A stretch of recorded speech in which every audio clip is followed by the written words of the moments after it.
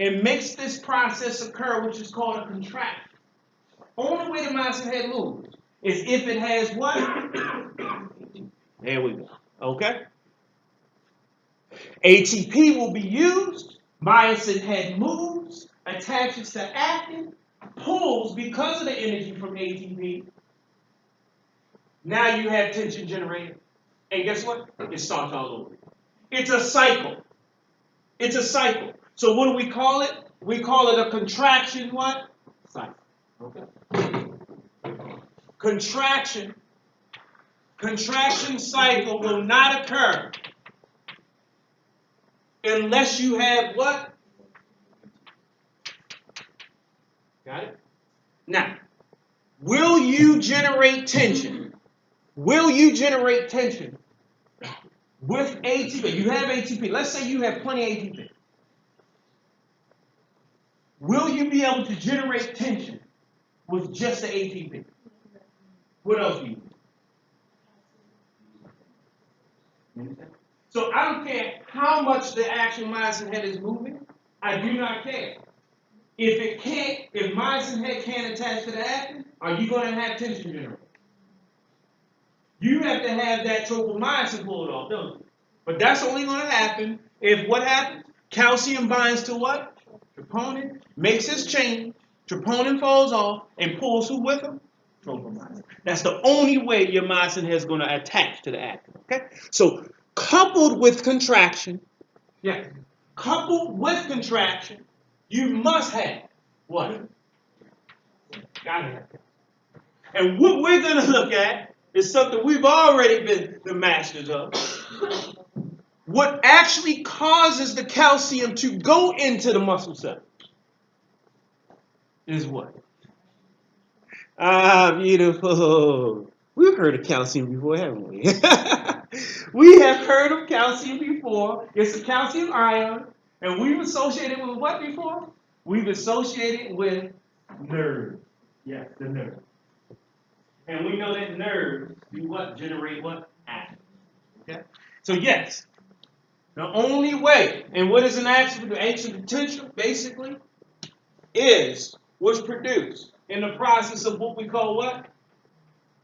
Excitation. Excitation is necessary. An action potential is necessary so that calcium can end up in the muscle cell. Okay? Plenty of calcium has to end up in the muscle cell while you have contraction going on. So they have to be together. That means they are coupled. That means they are what? A couple. They are married. They are coupled. Contraction is coupled with what? Excitation. Understand? Excitation is coupled with contraction. You have to have both. You have to have both so that you can create and generate tension. All right? Very good. All right, so first what we're going to do is look at that excitation. I have to first have the calcium. What good is it to even have and do the process of contraction with just ATP when there's no calcium? When the actual actin site, the actin is not what exposed. And by the way, that place that the myosin binds to on the actin, that place, it's on the actin, but what is it called, that place that the myosin head binds to? Just call it what it is, right? What is it called? The myosin binding site. Okay? All right. Myosin binding site. You have to have the myosin binding site exposed in this process. Okay? So let's peek at that, right? Let's peek at that process. Let's look at what's going on. Right? Let's look at excitation like we already know.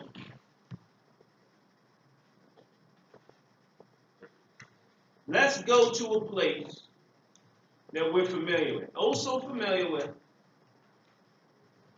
Just coming from it. Oh, God, look at this guy here. He's at the end of an axon. What do we call that? The axon involved. Isn't that right? We already saw this. And so, therefore, always at that axon involved, you have what we call a what? A synapse. Is that right? He's a part of it. Synapse. All right. The meeting place, what by definition is it? The meeting place between either what? Two neurons, where they meet, or a neuron and a what? Effector cell. In this particular case, the effector cell is considered a what? A muscle. Specifically, if we say it's a skeletal muscle.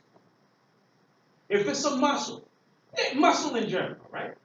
What are we going to call it? A neuromuscular what? Junction. What do we call it? Neuromuscular what? Junction. Very good. Right? And just just for purposes, let's keep it simple with one type of what type of muscle are we going to specifically talk about? Skeletal muscle. Okay. So the term neuromuscular junction is the same thing as what you've already learned, which is called a synapse. What is a neuromuscular junction? It's a synapse. Okay? But we're specifically saying it's the synapse between a what? A neuron and a what? A muscle. Okay. And in this particular case, skeletal. Okay. Very good. All right, so now let's see. We've already done this. We've already done it. Action potential proceeds down the axon. Once it gets down to the axon involved, you have these special channels that are called what? Yeah, calcium channels that are voltage-gated channels. As soon as they feel that voltage, negative 55, they open. They open for who? Calcium. Calcium does what? Does he leave the cell? He rushes in. It's a higher concentration of calcium outside the cell. He has to go from high to low. Rushes in the cell. And then what does that cause? These vesicles here to do what? Beautiful. Same thing you already know. What do those vesicles have in them? Neurotransmitters. Neurotransmitters, this one specifically is called what? Acetylcholine. When we talk about skeletal muscle, what's that main neurotransmitter? Acetylcholine, abbreviation ACH, comes out through exocytosis, through the axon envelope, goes into the what? Synaptic cleft. All that is a whole bunch of what? Interstitial fluid. Which is fluid outside of cells. He swims across. Yes? The acetylcholine swims across, and what is his destination?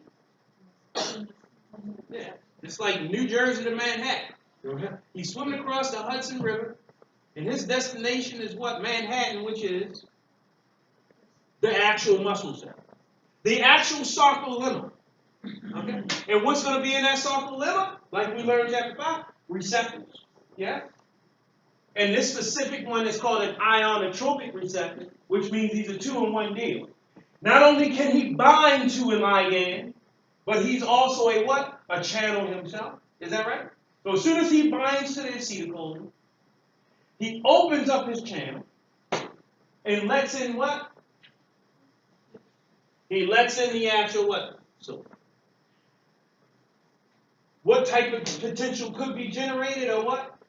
Graded, obviously, at that point. However, also what can also happen here, though, you're going to have voltage-gated channels there as well, and detect it, whether you have that grade that's necessary to make a what? Act. All right, so you will have some what? Voltage gated there as well in this particular section with the skeletal muscle. And if you've reached the negative 55, what can be generated? An action. Beautiful. Yes. Got to have that right amount though, right? There we go. This is something that you want to check on the EMG. You see that? EMG lets you know the amount of your actual action potentials that you can get, right? As they're recruited. Yes, recruitment of a product. Okay, we'll talk about that, right? So yes, EMG is detecting this. EMG is right here at the actual what? Sarcolemma. He's detecting that at the what? Sarcolemma. The active. So we see now again, what is it that a muscle cell can do that a neuron can do? It can generate a what? Activity. Okay? So muscles and neurons are similar in that respect. they can both generate a what? Ah, very good. All right, so now what happens is that our action potential has occurred on this soccer limb.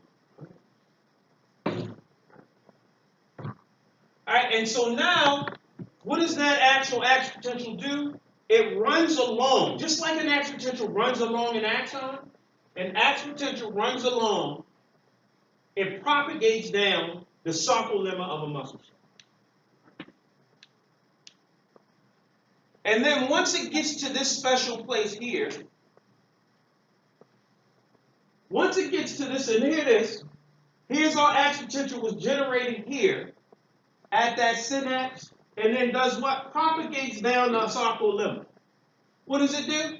It propagates down the what? Sarcolemma. But what this sarcolemma is going to have is a place where the sarcolemma does what? It involutes. It comes down, like so. Okay? He comes down like so, and it's going to have these actual what? Organelles right here attached to him. And these organelles are called sarcoplasm. All right? And so what this sarcoplasm is special for is that it has a whole bunch of what inside of him? It is an incredible amount of what calcium inside of this, inside of it. And what they also, don't forget he's an organelle, but what is he? A membrane-bound organelle. Just like this membrane is made of phospholipids, this organelle is what? Surrounding, is surrounded by a phospholipid bilayer. So just like he has a whole bunch of proteins stuck in him, this membrane has what? Proteins in him, okay? And these proteins just so happen to be ion channels. And guess what type of ion channels they are? What are they? Calcium. There we go. You see where I'm getting to here? Yes, in your sarcoplasmic reticulum is an incredible amount of calcium with hardly any calcium where? In the cytoplasm of the muscle cell. By the way, the cytoplasm of the muscle cell is called the sarcoplasm. The membrane was called the sarcolemma. The cytoplasm is called the sarcoplasm. Same suffix, right? Cytoplasm, sarcoplasm, right? But you hardly have any calcium in the sarcoplasm. You have an incredibly high concentration of calcium in the sarcoplasmic reticulum. Doesn't that sound like endoplasmic reticulum? Not the same thing, all right? But similar. A lot of calcium inside. Okay. And so now what happens? What happens is that your action potential propagates down the sarcolemma of the muscle cell, and it also propagates down the what? The involuted portion. Okay? Yeah. See, we call that actual guy, because what do we look at? Doesn't it look like a what? An upside down what? T. Okay? We call this a T-tubule. Yes. That involution is called a T-tubule. Here's the interstitial fluid outside the what? Outside the actual what? Muscle cell. And it's inside the what? T-tubule. So that's why you can have an action potential go down the T.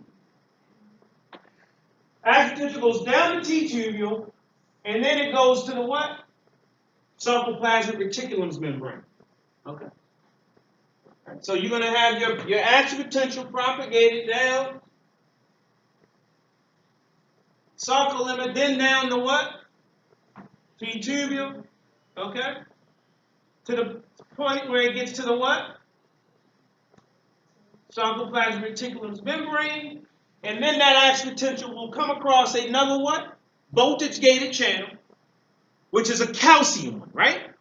And now, when this calcium channel opens, it's going to cause what? It's going to cause the calcium to do what? Go in the sarcoplasmic reticulum? Come out. All of this calcium now flushes out